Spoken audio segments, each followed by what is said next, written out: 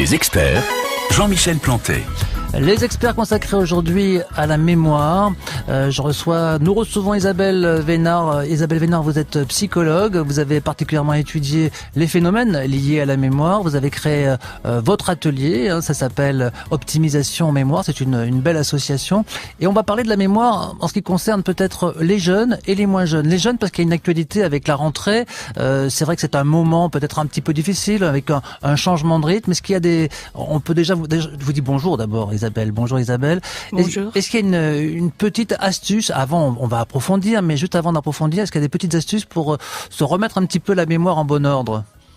Si vous voulez, la mémoire est toujours en bon ordre, sauf qu'on la met à un moment donné au repos. Avec la période de rentrée scolaire, déjà au niveau de la gestion du temps, on se remet dans un cadre temporel qui va nous aider à stimuler notre mémoire, à la restructurer.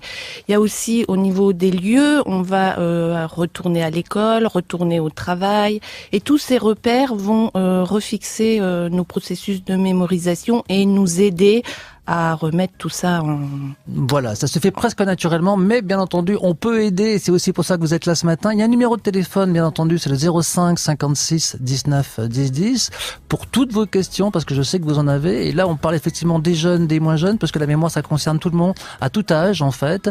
Ce sont les experts qui démarrent sur France Bleu Gironde. Il y a aussi la page fan Facebook. Bien entendu, vos questions sont attendues sur cette page. Donc voilà, la page Facebook, les experts de France Bleu Gironde qui accueillent aujourd'hui Isabelle Vénard, psychologue, qui a monté l'association Optimisation Mémoire avec des ateliers qui fonctionnent justement pour optimiser votre mémoire. Nous allons en reparler, mais nous étions sur le cas, entre guillemets, des jeunes, des ados, des plus jeunes, Isabelle Vénard, qui sont très sollicités par une foultitude de jeux, d'écrans. Est-ce que tout ça, ça contribue à peut-être, pas abîmer, mais altérer un peu cette idée de mémoire qu'on construit ?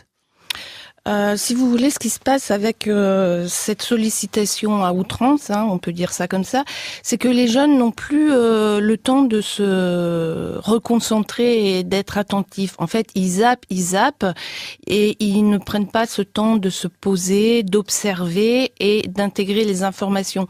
Donc, ils vont les intégrer, mais ça va être des informations éphémères, en fait. Ça va leur servir à un moment donné et hop, ça va s'effacer. Et c'est un peu comment je dirais, une sorte de mémoire à court terme, très très rapide. Voilà, mémoire à court terme rapide, utile pour le multimédia, vous voyez, mais pas dans la durée.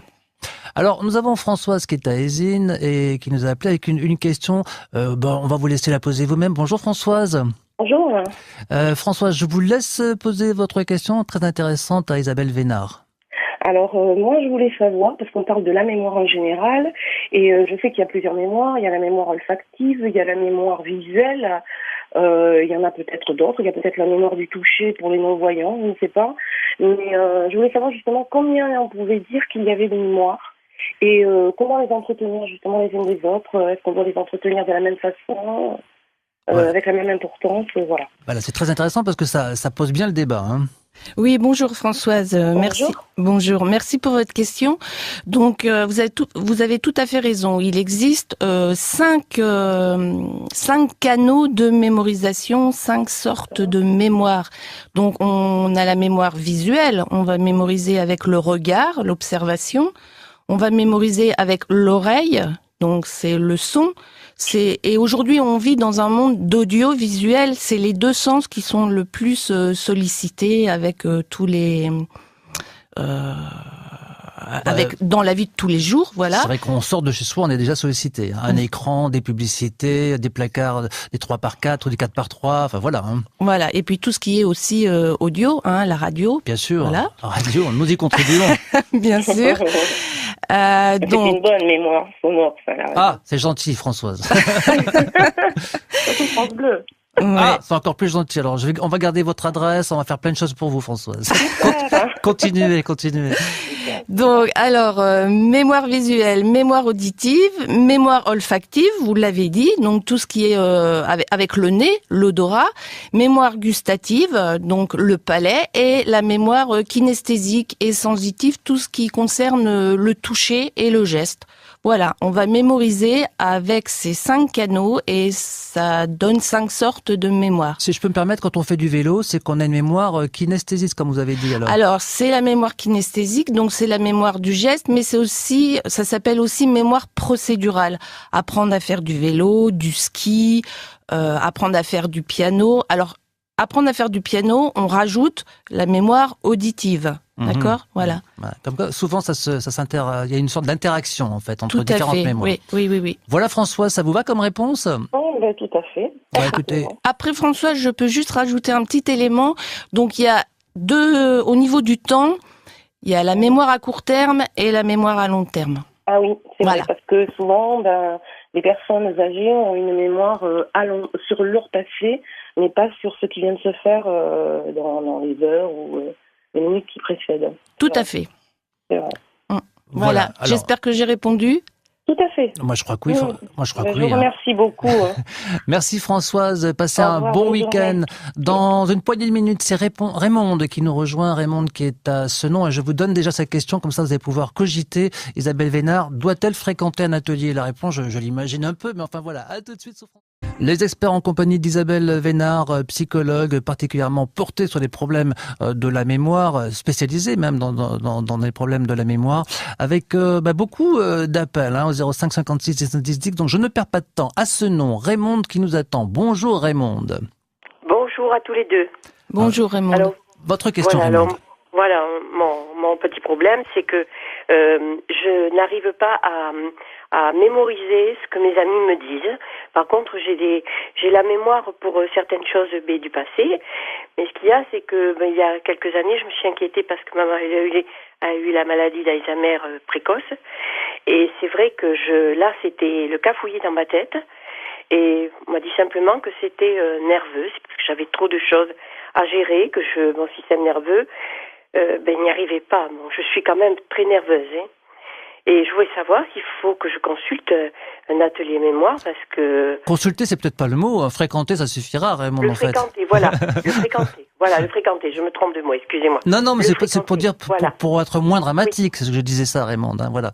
Oui, mais bon, je me rends compte que plus ça va, là, plus oui, il y a des choses que je zappe complètement. D'accord. On me dit que je zappe.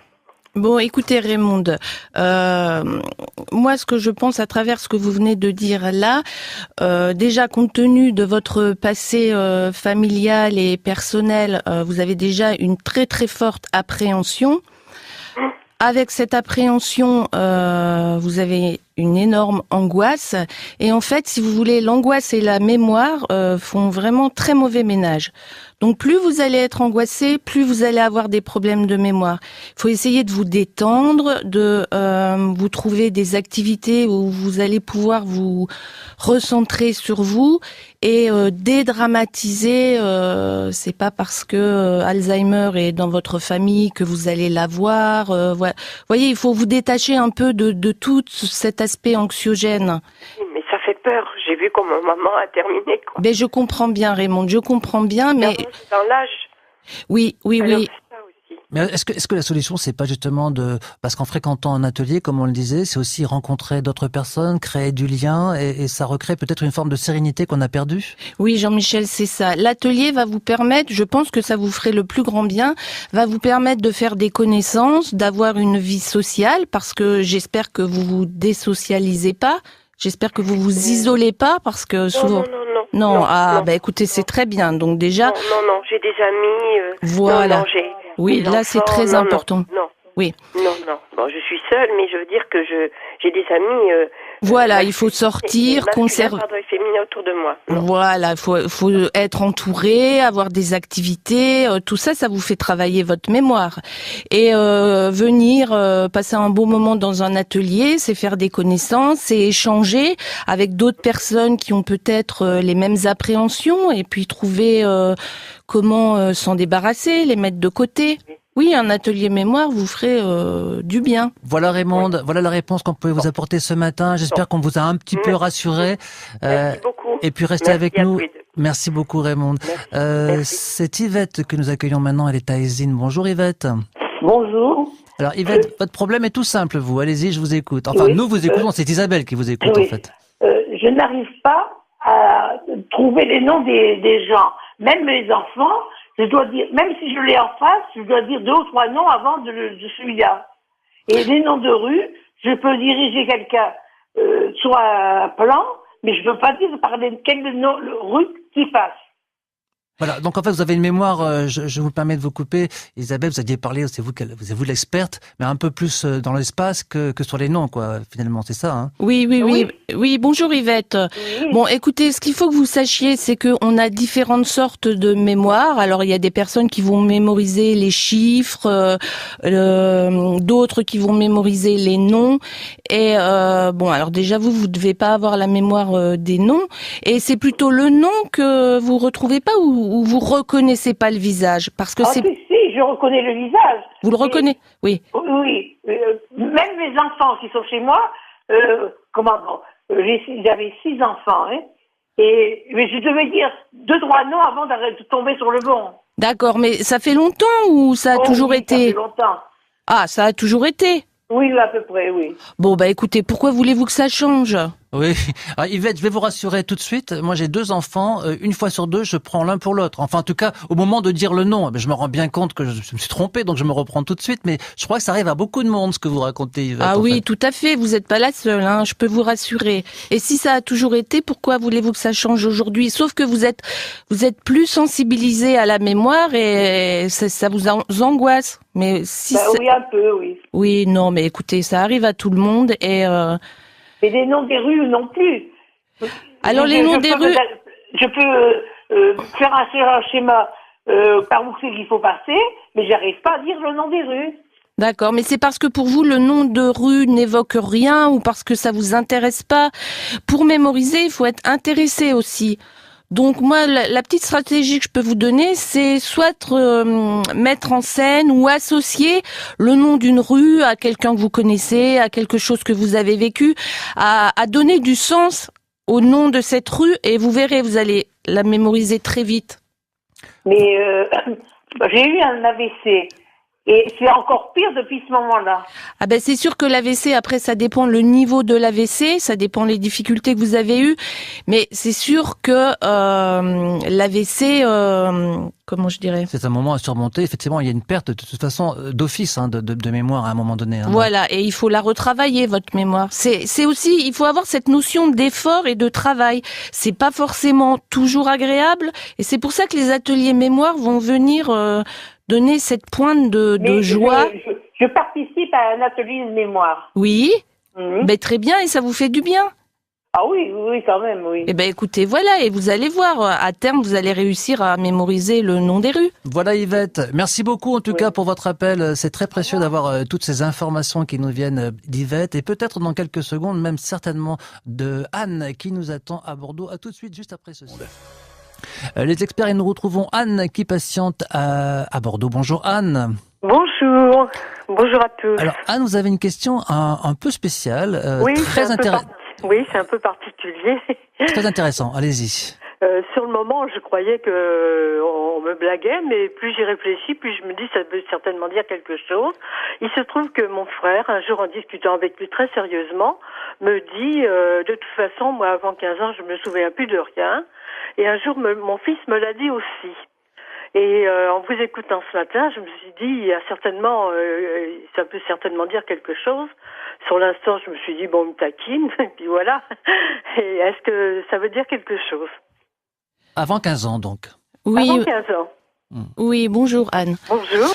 Alors par rapport à votre question, si vous voulez, parfois l'oubli, parce que là c'est un oubli, hein, ça peut être aussi un mécanisme de défense. Donc peut-être que ces 15 premières années de la vie n'ont pas été forcément agréables. Peut-être que c'est une volonté de votre cerveau, hein, de mettre de côté un peu ces 15 premières années de vie. Ça peut s'expliquer comme ça. Après, ça peut aussi, si jamais c'est un trou qui vous préoccupe. Non, c'est pas pour moi, hein. C'est mon frère et mon fils qui m'ont dit ça à des années d'écart. D'accord. J'ai trouvé bizarre qu'ils aient tous les deux la même réflexion. Oui. alors qu'ils n'ont pas eu de point commun, ils n'ont pas été... Mon frère est mort à 70 ans et mon fils en a 53 et donc il m'a dit ça, il avait une trentaine d'années, 35 ans. Et je me souviens pas du tout que jusqu'à 15 ans, il a eu quelques problèmes, à part le fait d'avoir été pensionnaire lors de nos mutations. Mais bon, voilà. D'accord. Bah, écoutez, je pense qu'il faudrait quand même en rediscuter avec lui et un peu approfondir, parce que parfois on a l'impression d'avoir un trou et il suffit de redonner quelques petits souvenirs et en fait la mémoire va se reconnecter sur ces 15 années-là. Vous voyez ? Oui, ça m'étonne parce que moi j'ai une très bonne mémoire, je suis âgée, mais je me souviens de choses. Ma mère me disait que j'avais 3 ans quand je lui en parlais et je suis très étonnée que les gens n'aient pas de mémoire pendant une si longue période quand même. Ouais. Mais c'est peut-être leur ressenti. Mais je vous dis, si après vous creusez un peu, vous discutez avec eux, vous allez peut-être vous rendre compte que ils n'ont pas oublié ces 15 premières années. Oui. Hein, vous voyez. Après, vous dites votre fils et son père. Non, son oncle. Son oncle. Alors, il y a aussi un inconscient familial. Alors, pourquoi les deux ont mis de côté ces 15 années? Je vais pas pouvoir forcément y répondre là en 2 secondes, mais c'est pas anormal, je vous rassure. Et discutez-en tranquillement avec eux et donnez-lui des petits souvenirs et vous allez voir que ça va revenir, ces 15 années-là. Oui, avec mon frère, c'est trop tard, il est décédé. Oui, j'ai compris. Oui, avec mon fils, bon, à l'occasion, j'en parlerai pour que je trouve l'occasion. Oui. On n'en parle pas comme ça, quoi. Bien sûr. C'est quand même étonnant que 2 membres d'une même famille qui n'ont pas eu de moments de vie ensemble me fassent cette même réflexion. Mais tout à fait, mais ça fait partie de l'inconscient familial. Oui. Il y a des choses, des fois, qui s'expliquent pas, mais qui se transmettent. Ah bon, c'est déjà bien. Il y a une science qui s'intéresse à ça, à la généalogie, et ce qu'on se transmet volontairement ou involontairement, bien entendu, à travers une famille, même à travers des générations entières. Ah, tout à fait. Oui. Puis il y a aussi la psychologie systémique. En fait, systémique, pourquoi? Parce que système et les modèles familiaux sont des systèmes. Mm-hmm. Donc voilà, mais vous lui donnez quelques petits indices. La mémoire fonctionne par indice. À partir du moment où on va donner un indice, vous avez quantité de souvenirs qui vont revenir. Mm-hmm. C'est les fameuses casseroles qu'on promène, c'est ça? Oui, on peut dire ça comme ça. Mais on peut promener aussi de jolies choses. De très jolies choses, oui. On a plein de Madeleine de Proust qui reviennent tout parfois à la mémoire. Oui. Bien sûr. Merci Yann pour votre question. Merci beaucoup. À très bientôt. Yann. Au revoir. Au revoir. Les experts, c'est bientôt fini. On va rappeler que vous tenez ces fameux ateliers mémoire. Ça se passe cours de la Martinique, c'est ça? Oui, tout à fait. Donc c'est cours de la Martinique et là on a un certain nombre de projets parce que si vous voulez travailler la mémoire comme ça dans l'absolu, je me suis rendu compte que certaines personnes ne trouvaient pas forcément du sens. Donc là j'ai un projet avec un artiste photographe qui s'appelle David Tellier et qui propose des ateliers opti-image, c'est-à-dire qu'il va apprendre aux personnes à développer l'observation, la concentration et l'attention à travers la prise de vue, à travers la prise de photos, qu'est-ce qu'on prend dans l'environnement, par quoi on est intéressé. Et comme on sait que c'est la première phase de la mémoire, à travers une activité photo, on va pouvoir travailler agréablement en faisant des photos sa mémoire. Voilà, et je rappelle le nom de votre atelier, en tout cas de votre association Optimisation en Mémoire. Merci beaucoup Isabelle Vénard d'être repassée, parce que c'est pas la première fois qu'on se croisait, mais heureusement je me souvenais de vous. Mais voilà, dans les studios de France Bleu Gironde, vous avez vu gros succès, parce qu'effectivement c'est un thème passionnant dont on ne finit jamais de parler, parce que c'est sans fin la mémoire en fait. Oui. C'est un monde en soi, la mémoire. Merci beaucoup et à très bientôt, j'ai envie de dire. Oui, encore un mot. Excusez-moi, j'aurais juste voulu rajouter que l'association Optimisation Mémoire tient un stand à Cap Association en gare 14 le 1er octobre. Donc si parmi vous, il y a des gens qui n'ont pas pu poser de questions à l'antenne, n'hésitez pas à venir nous rencontrer en gare 14 le 1er octobre. Voilà, alors je le note parce que j'ai effectivement une mémoire parfois défaillante. En gare 14 le 1er octobre pour vous rencontrer, vous et les membres de l'association Optimisation Mémoire. Bon week-end Isabelle Vénard. Merci vous de même. Au revoir. Et puis lundi, les experts reprennent. On change complètement de sujet. Vous êtes locataire, propriétaire. Comment trouver les bons conseils, objectifs et les aides? Rendez-vous sur la plateforme rénovation dans les espaces Info Énergie du Créac. Mais vous aurez des spécialistes du Créac ici présents en studio. Lorraine Delavaux et Nathalie Duvilla. FranceBleu.fr, podcaster ou réécouter les experts du jour.